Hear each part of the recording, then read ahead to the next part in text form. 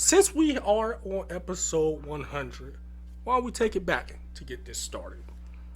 Let's- It's 2022, August of 2022, as of the time that we're recording this episode. I began this podcast June of 2018. That's crazy. It's been struggle. It's been me just not knowing what I wanted to do. It was the first 50 episodes by myself.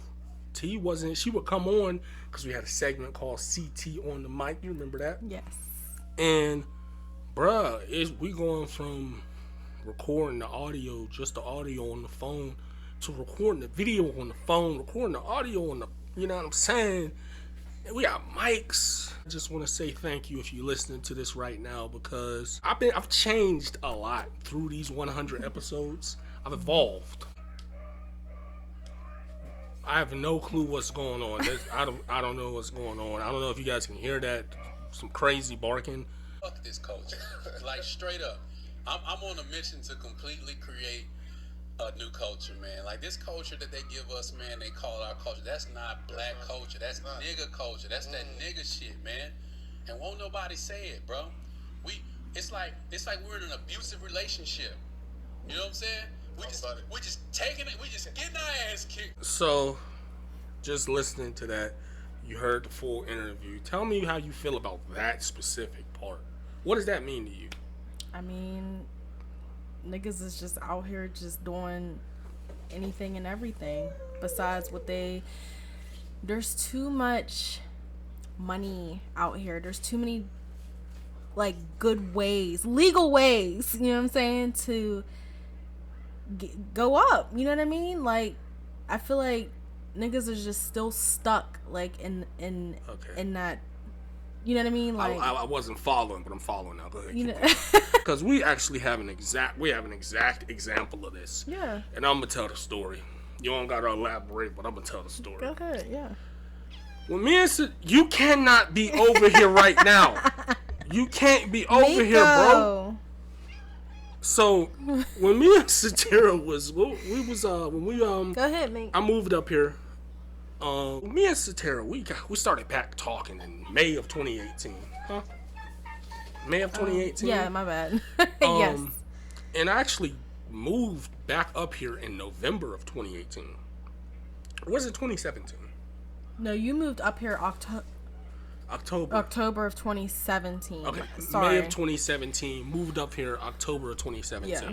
There you go. And honestly, I kept it real with her. I said, "Hey, bro, I'm broke right now. I'm on felony pretrial intervention, so I can't really get the best job. This, that, and the third. This is what it is. If you want to be together, we could be together. But I'm just letting you know what's up with me. When it comes to somebody that's, you dealing with, that's like in, trouble with the law, you got to deal with some stuff. It's not just as smooth as somebody that doesn't have any obligations or any other trouble with the law. I told you can't be over here. So, I move up here. I start working at Target as a cart attendant. Some people, they like, I heard niggas say, "Oh, I feel bad for niggas like that." And it's like, nigga, I'm working.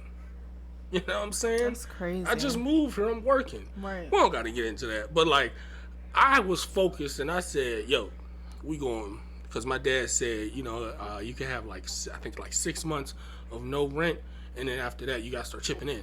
And I was like, all right, we going to find a place. So, boom. Long story short, we find new jobs, new full-time jobs that can afford us to move in with each other. Mm-hmm. And lo and behold, Satira had a friend that was supposedly her best friend at the time, and she got mad that this was happening. Yeah.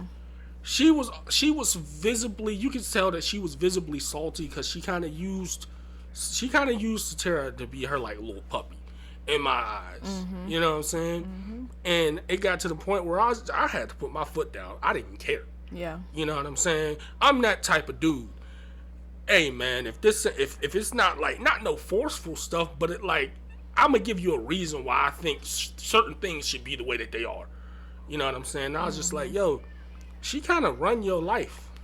And it shouldn't be like that, because you got your own life to live. Yep. And she was, like, literally trying to convince Satira to why she should stay living with her mom and not move into her own place.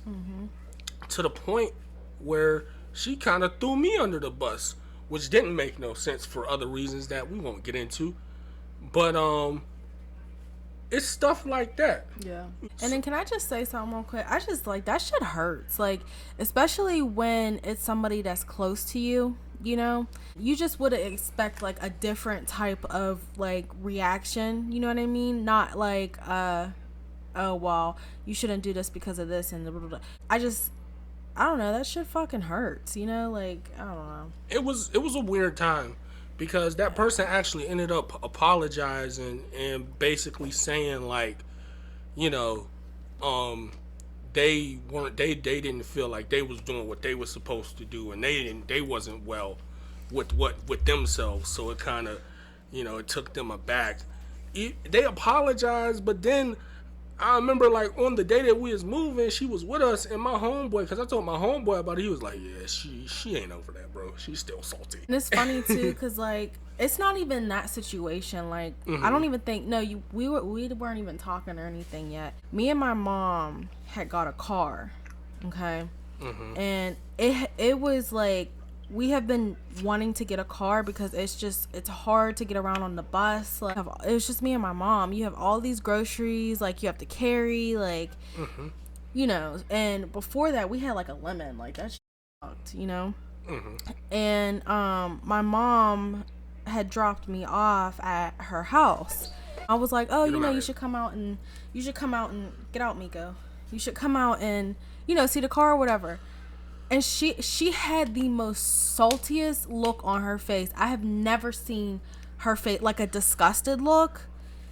I left her house that day. I was like, you know what? I'm out of here. I don't like that's weird. Like, why are you acting like that? You know what I mean?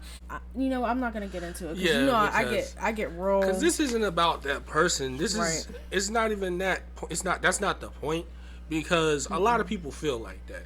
I don't understand it. I've never, like, you know what I'm saying, like you'll be, you know, doing something and you just sharing it with people because you just want to you're excited and you want to let people know. Exactly. And some people may not receive it well. Some people might really try to rain on your parade. I didn't mention it, but the clip that we played, that was a clip from the Millionaire Mindsets podcast, one of their most recent episodes. Might I want to get your finances right. You might need some motivation. You know, maybe you need some ideas on what you want to do to get your, you know, stuff together as far as career wise. I would advise you listen to Millionaire Mindsets because Xavier and Deanna, they interview a lot of people that really got what they got it going on, and they know what they talking about. See, the thing with us, we really gonna unpack this, you know what I'm saying? So the thing with us is that we don't really filter the information that we get. You know what I mean? So like that could really be detrimental to somebody that they really don't know, that they really shouldn't be listening to the down the street about something they ain't did before. You know what I'm saying? So you tell somebody, oh, I'm about to go do this, and they be like, oh, that ain't about nothing. I heard this, that, and the third. And it's like, bro, you don't realize that all they did was hear it. They didn't read it. They didn't experience it. Right. And a lot of people, they try to rain on your parade by something that they heard or something that they think they know. When you got to realize a lot of us don't know nothing. Right. I mean, bro, you got to kind of try to find your people that you know that you could trust with information, and they're not going to shit on you. And most of the time, that's people that's doing better than you. You know what I mean? That people that don't need nothing from you.